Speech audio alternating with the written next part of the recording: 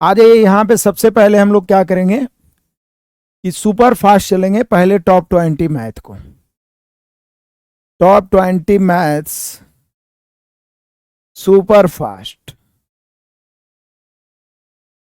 तो यहाँ पे सुपर फास्ट हम लोग चलने वाले हैं, टॉप 20 मैथ को सुपर फास्ट चलने वाले हैं। कह रहा है कि 3 महीनों के लिए 16% की वार्षिक दर पर, 3 महीनों के लिए 16% की वार्षिक दर पर 12,000 रुपये की धनराशि पर मिलने वाले चक्रवृद्धि ब्याज की गणना कीजिए। देखिए, कहता है 3 महीनों के लिए 16% की वार्षिक दर पर 12,000 रुपये की धनराशि पर मिलने वाले चक्रवृद्धि ब्याज की गणना कीजिए।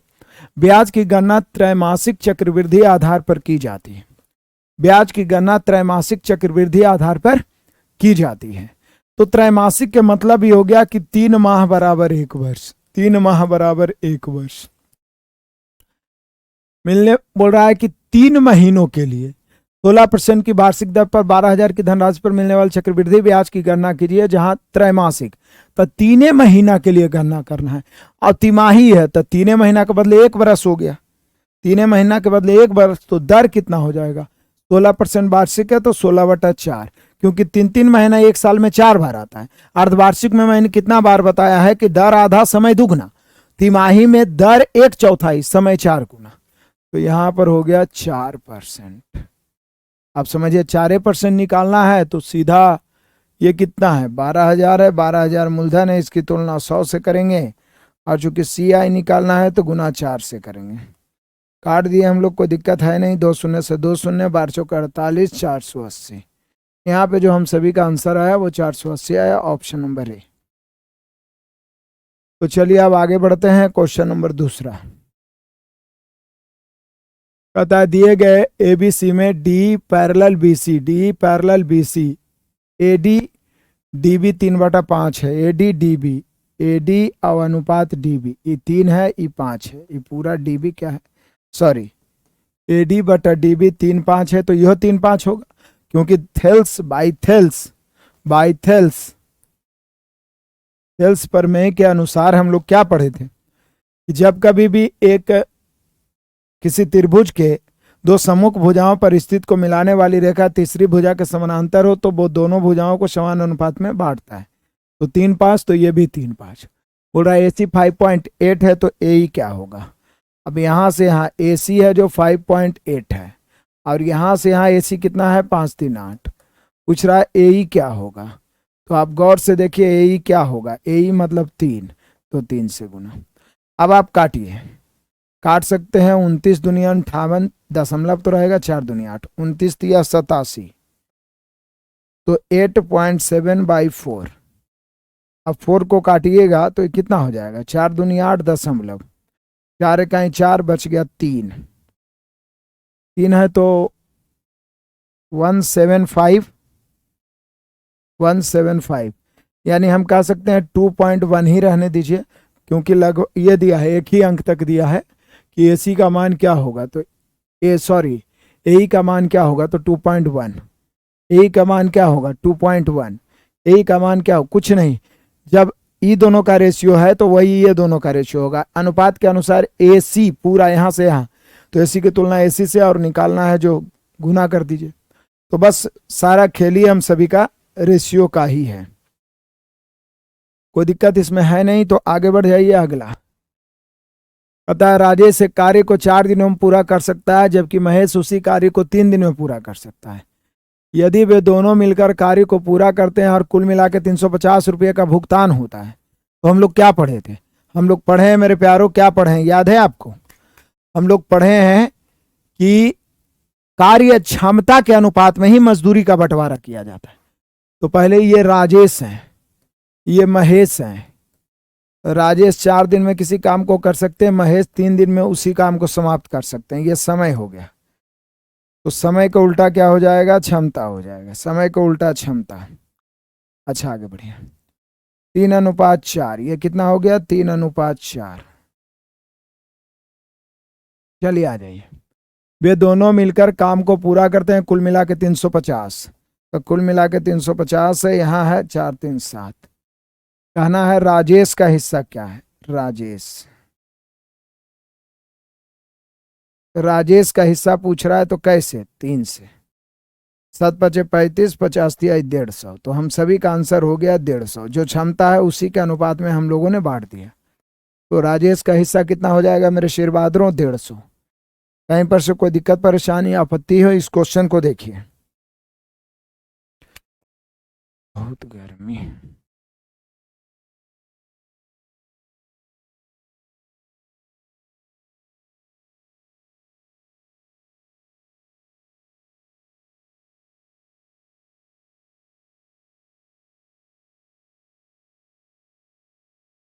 चलिए अब आगे बढ़ते हैं। यह है भिन्नों का एलसीएम।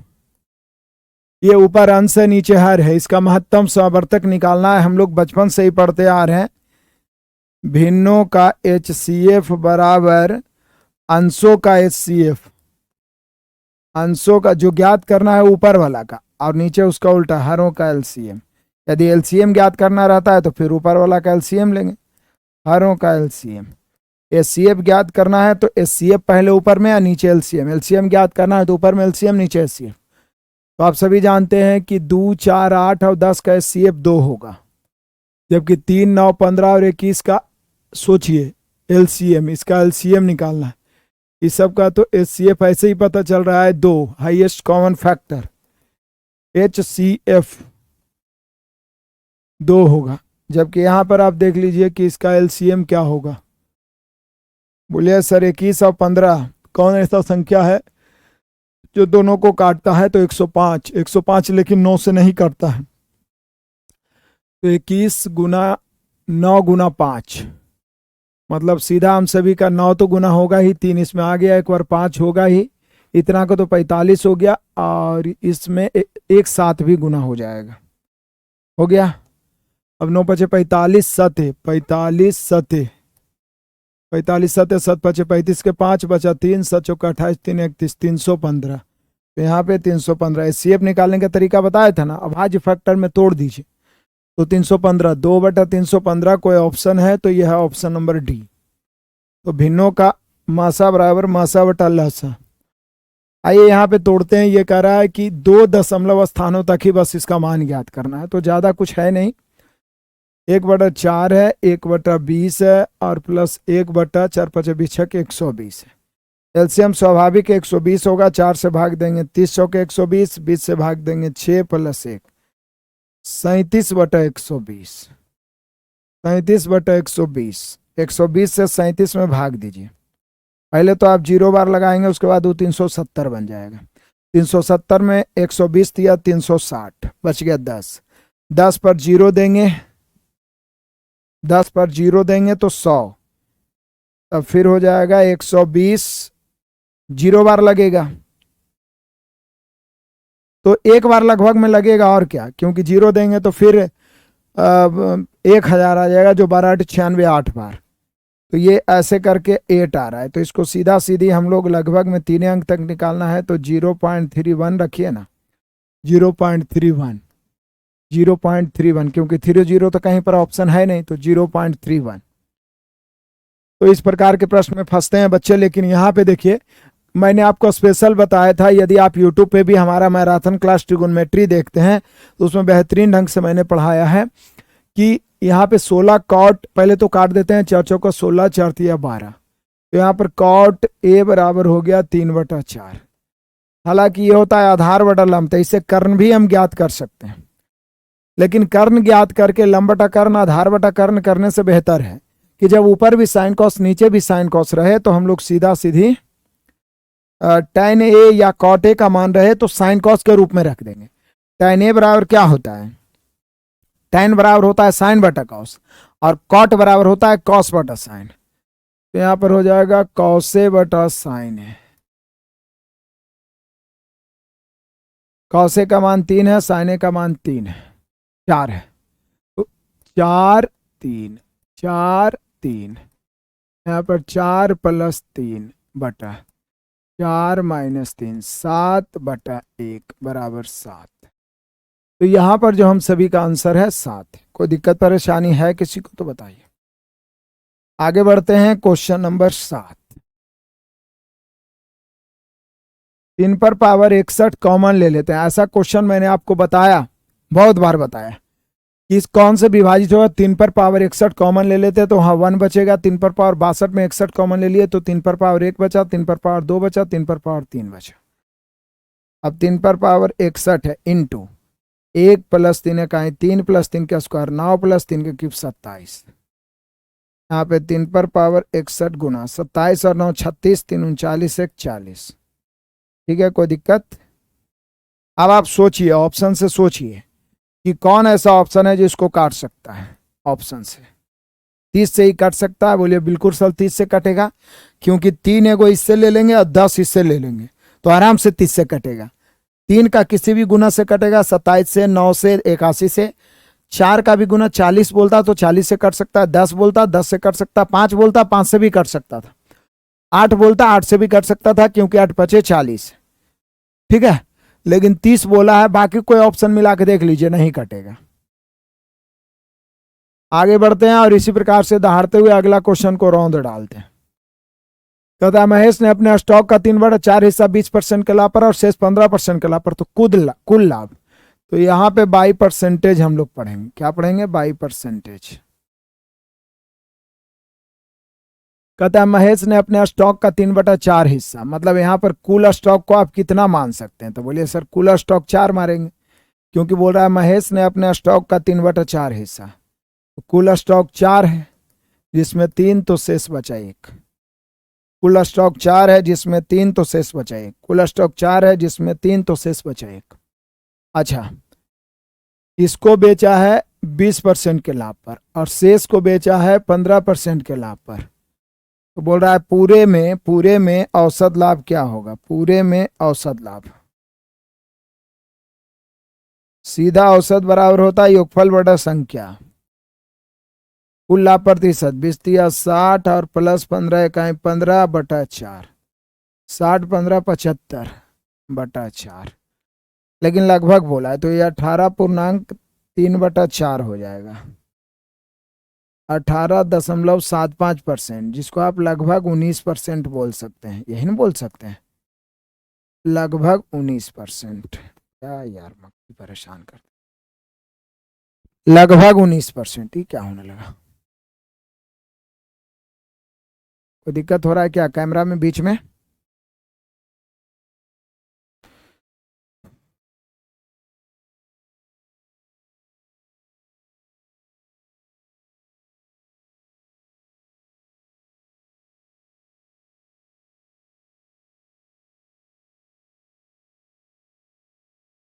चलिए आगे बढ़ जाते हैं। क्वेश्चन नंबर 9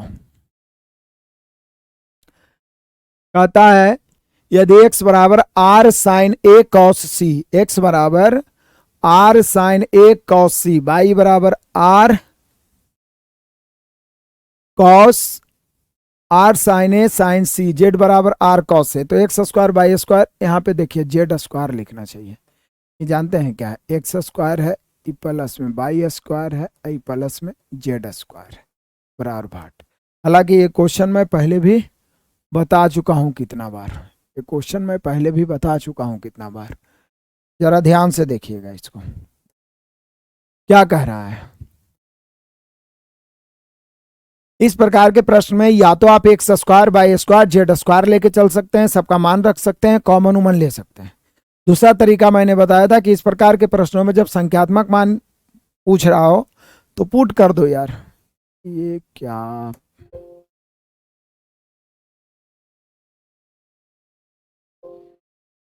ये मक्खी जो है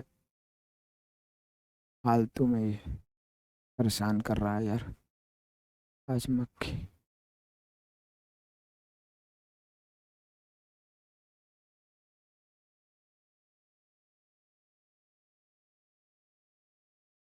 यहाँ पे देखो x बराबर साइन ए कॉस सी है, तो आप क्या करोगे?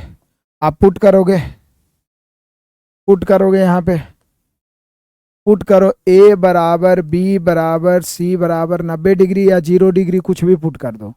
मैंने स्पेशल टाइप ही बताया है कि जब संख्यात्मक मान रहे साइन कॉस के रूप में तो 0 या 90 पुट करो, या तो फिर लेके चल सकते हो। दिक्कत हो रहा है कैमरा में, क्या है? एक बार मैं इस कैमरा को ठीक कर देता हूँ, ठीक है।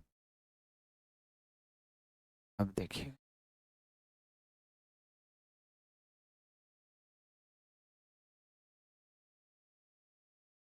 ठीक है ना। अब बताइएगा, ठीक है।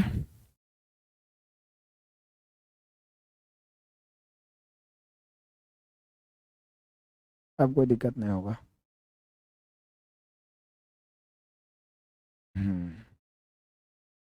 ये मक्खी है ना, पूरा वीडियो में आने का प्रयास कर रही है। अमर हो जाएगी ऐसे 2 4 5 दिन में, तो खत्म हो जाती है। x बराबर आर साइन ए। अब देखिए, चूंकि आप 90 रखिएगा तो साइन आर इंटू साइन 90 का मान तो 1 होगा, लेकिन कॉस 90 का मान फिर 0 हो जाएगा। x बराबर 0 हो गया। y बराबर यहाँ पर 90 रखिएगा, यहाँ पे 90 रखिएगा, तो r गुना 1 गुना 1, y बराबर r हो गया। z बराबर है r कॉस a, तो यहाँ पे 90 रखिएगा तो गुना 0, 0 कॉस 90 का मान 0 होता है, तो z बराबर 0। अब आराम से हम लोग स्क्वायर करके जोड़ेंगे, इसलिए X square plus Y square plus Z square बराबर 0 के square plus R square plus Z square, मतलब फिर 0 का स्क्वायर, जेड का मान भी तो 0 ही है, तो बराबर आर स्क्वायर। तो finally R square sine cos करके भी कॉमन करेंगे तो वही आएगा। क्लियर है? आगे बढ़ते जाते हैं, क्वेश्चन नंबर 10 आ जाइए। बड़ा ही मजेदार कह रहा है मेरे बहादुरों की बात, छोटी से छोटी पूर्णांक संख्या ज्ञात करें जिसे इस 5:6 दोनों में घटाने पर 17:22 हो जाए। बोले सर इसमें अंतर सेम करिए। 5:6 है, इसको 17:22 करना है। पहली संख्या दूसरी संख्या, क्या बोल रहा है क्वेश्चन पढ़िए। कहता है वह छोटी छोटी पूर्णांक ज्ञात करें जिसे इतना दोनों संख्याओं में घटाने पर 17:22 से कम प्राप्त हो। लो, 17:22 भी नहीं प्राप्त हो, 17:22 से कम हो। तो आप बोलिए कि सर पहले तो 17:22 से हो जाए, यही निकाल देते हैं, उसके बाद उससे कम रखेंगे। तो ये भी हम लोग कर सकते हैं। 5:6 है, यहाँ 17:22 है, अंतर कर देते हैं पहले सेम। यहाँ पे अंतर सेम करो, अंतर समान करो, अंतर समान करो। ऊपर 1 का अंतर, नीचे 5 का अंतर, ऊपर 5 से और नीचे कितना है 1 से, करो चयन। तो यहाँ पे आपको कितना घटाना पड़ रहा है, तो 25 से हो गया 17, 8 घटाना पड़ रहा है, इससे पता नहीं चलेगा। बोल रहा है 17:22 से कम प्राप्त हो। अब 17:22 से कम कितना क्या पता है, तो इसको क्या करेंगे कि इसको अंतर समान करके नहीं बनाएंगे। ये बड़ा मजेदार क्वेश्चन है। यदि बोलता 17:22 कम 22 प्राप्त हो, तब तो हम लोग का आंसर आ ही रहा था, लेकिन बोल रहा है 17:22 से कम प्राप्त हो, तो इसको बनाएंगे ऐसे 5/6 के प्रत्येक पद में मान लीजिए x घटाएं, जिससे कि जो प्राप्त हुआ वो 17/22 से कम है। कम मतलब उधर मुंह खुला हुआ। अब तिरछा गुना करेंगे तो देखिएगा इधर हो गया है 22/5 110 माइनस 22x, उधर 17/6 के 102 माइनस 17x। अच्छा 22x उधर जाएगा, 110 102 इधर आएगा, माइनस 102 उधर जाएगा, तो 22x प्लस में रहेगा और माइनस 17x। फाइनली इधर बचा, सॉरी इधर 102 है ना, 102। फाइनली इधर बचा 8 ग्रेटर देन, इधर कितना होगा 5x, यानी दैट मीन उल्टा करके भी लिख सकते हैं 5x ग्रेटर देन 8। तो x बराबर हो जाएगा 8/5, सॉरी x ग्रेटर देन हो जाएगा 8/5। तो इसको जब भागा देंगे तो 1.6, दैट मीन्स x का जो मान होना चाहिए 1.6 से बड़ा होना चाहिए। तो 1.6 से बड़ा पूर्णांक कौन होगा, तो बोलिए सर 1, इसलिए x बराबर 2, क्योंकि 1.6 से बड़ा जस्ट पूर्णांक 2 ही होगा, क्योंकि सबसे छोटी भी बोला है वो। तो x.1 से जस्ट बड़ा पूर्णांक क्या होगा, 2 ही होगा। तो ये भी थोड़ा सा ध्यान देना है हम लोगों को, और कुछ नहीं। क्लियर है? कोई दिक्कत है तो बोलिए।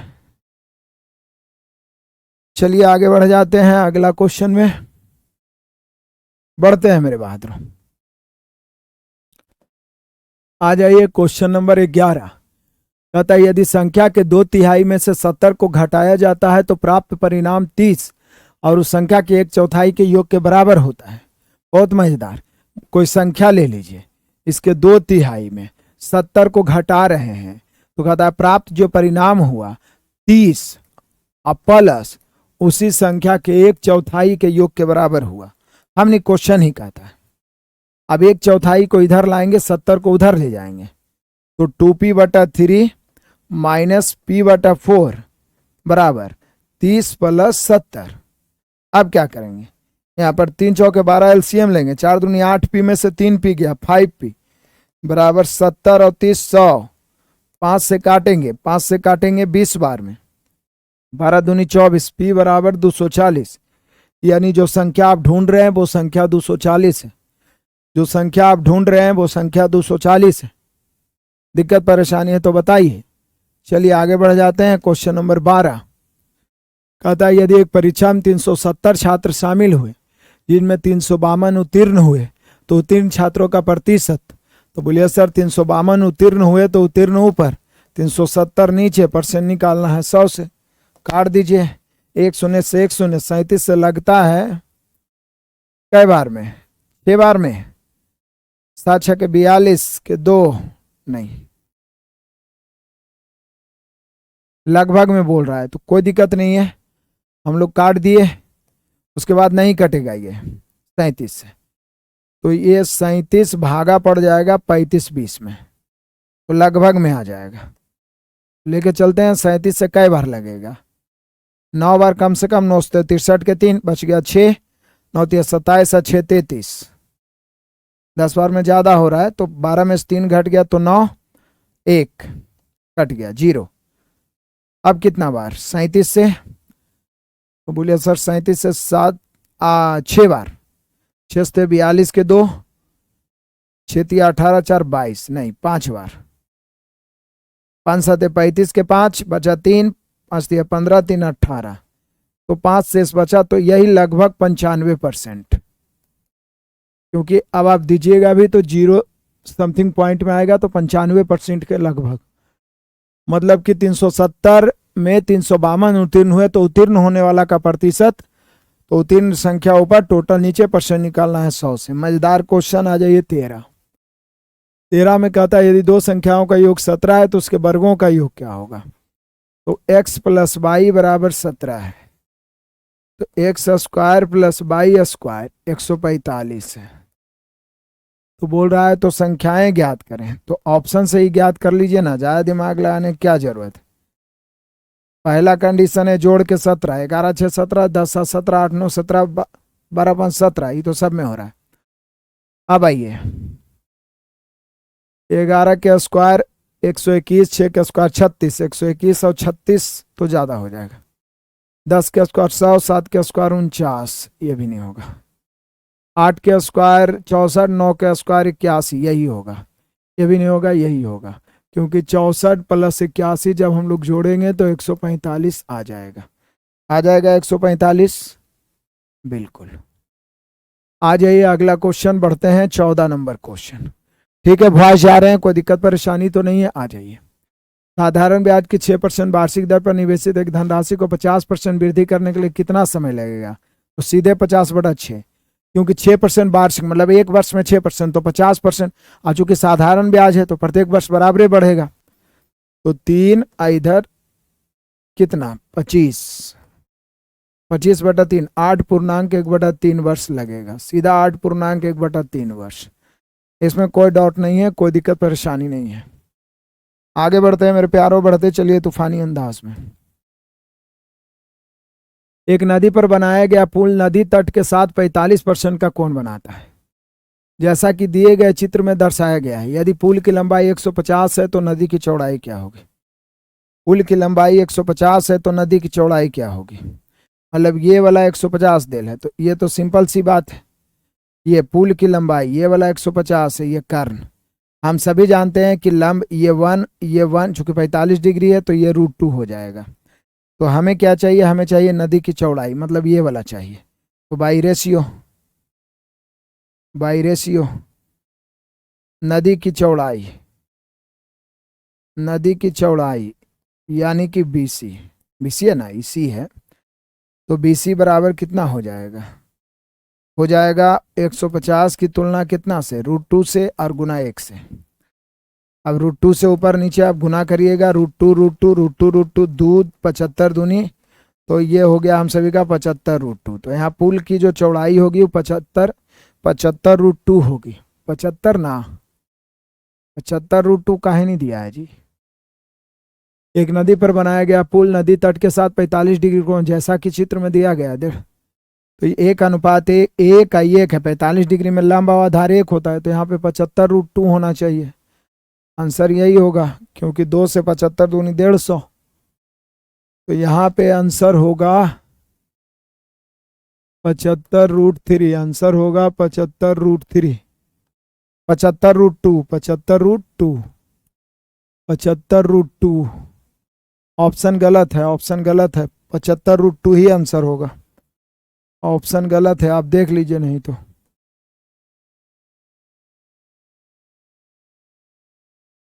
ठीक है ना।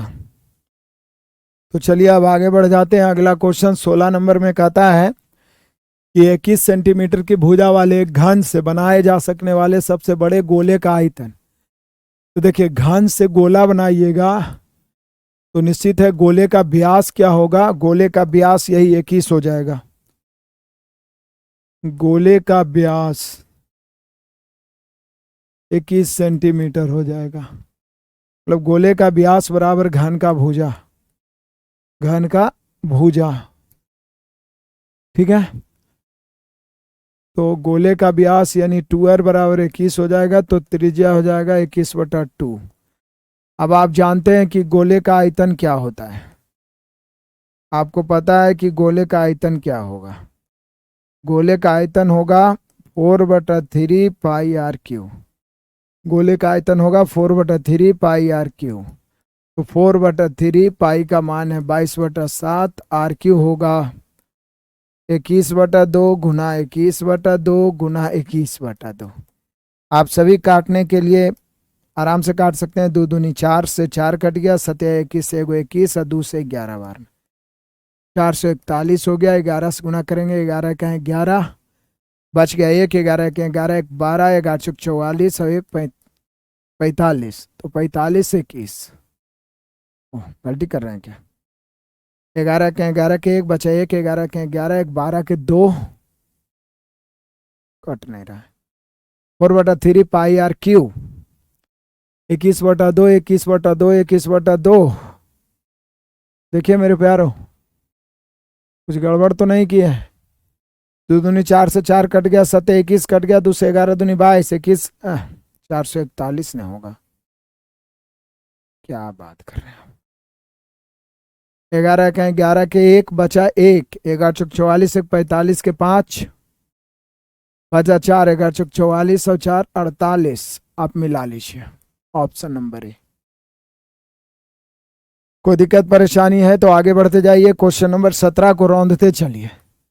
कहता है धातु के घनाभ की भुजाएं 50 सेंटीमीटर और 40 सेंटीमीटर और 32 सेंटीमीटर। इस घनाभ को पिघलाकर एक घन में परिवर्तित किया जाता है। घन का पृष्ठीय क्षेत्रफल। बोलिया कि सर सिंपल सी बात है, इस घनाभ को पिघला के जब घन में पृष्ठीय परिवर्तित किया जाएगा तो घन का आयतन बराबर हो जाएगा घनाभ का आयतन, क्योंकि एक आकृति से पिघला के जब दूसरी आकृति बनाया जाता है तो दोनों का आयतन सेम हो जाता है। तो घन का आयतन बराबर घनाभ का आयतन, घन का आयतन बराबर घनाभ का आयतन। तो घन का आयतन कितना होगा, तो भुजा क्यू। घनाभ का आयतन क्या होता है, LBH, लंबाई गुने चौड़ाई गुने ऊंचाई। तो यहाँ भुजा क्यू, इसका भुजा चाहिए, बराबर 50 गुना 40 गुना 32। चलिए गुना कर सकते हैं आप। 1 क्यू बराबर 5 चौका 20, 32 दूनी 64 पर 000। इसलिए ये बराबर 40 हो जाएगा, क्योंकि 40 का क्यूब है यहाँ पर 64, तो ये मतलब भुजा 40 हो गया।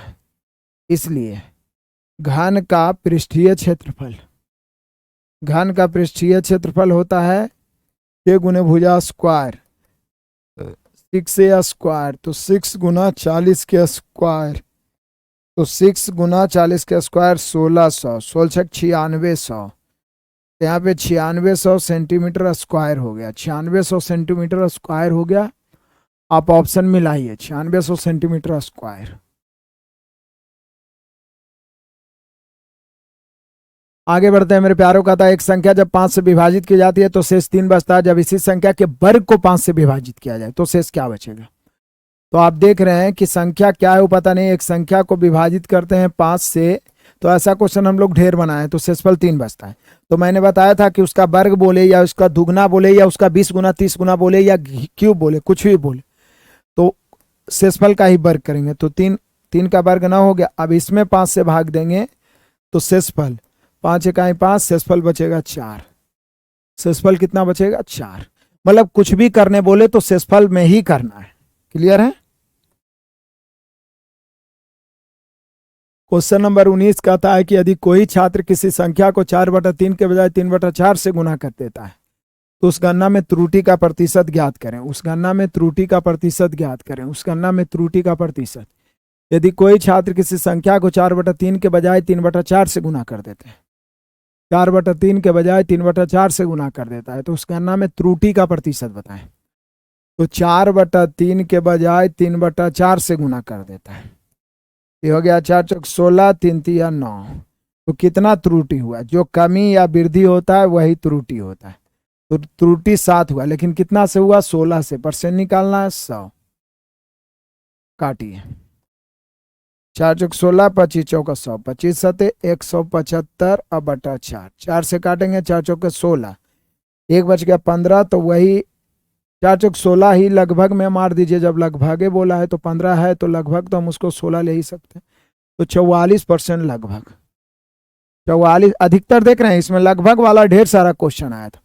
बस छोटी छोटी संख्या जो इससे पूर्णता विभाजित हो जाए, मतलब इस सीधा सीधी बोल रहा है इसका एलसीएम निकाले, क्योंकि एलसीएम का डिफिनीशन ही होता है वह छोटी छोटी संख्या जो दिए गए संख्याओं से विभाजित हो जाए। तो यहाँ पे सीधा 12, 16, 24 और 32 का एलसीएम आप देख सकते हैं कौन है जो सबसे कट रहा है। तो बोलिए सर 96 सबसे कट रहा है। हालांकि एलसीएम निकालने का तरीका मैंने बताया है कि सहभाज्य फैक्टर में तोड़िए, जैसे 4 तिया 12, ये तो 16 ही रहेगा, ये 8 तिया 24, ये तो 32 ही रहेगा। यहाँ पर एलसीएम में बड़ा बड़ा फैक्टर को गुना कर दिया। 32 ले लिए तो 8, 16, 4 की जरूरत नहीं है, एगो 3 है, बस 32 तिया 96। तो यहाँ पे इसका एलसीएम हो गया 96। 96 ही वह छोटी संख्या जो इस सबसे कटेगा। तो मेरे प्यारों, हम सभी ने देखा कितना क्वेश्चन, 20 क्वेश्चन। मजा आया, आनंद आया। अब हम लोग देखेंगे 25 रीजनिंग को ताबड़तोड़ अंदाज में, सुपर फास्ट अंदाज में। पानी वानी हम लोग पीते हैं, उसके बाद हम लोग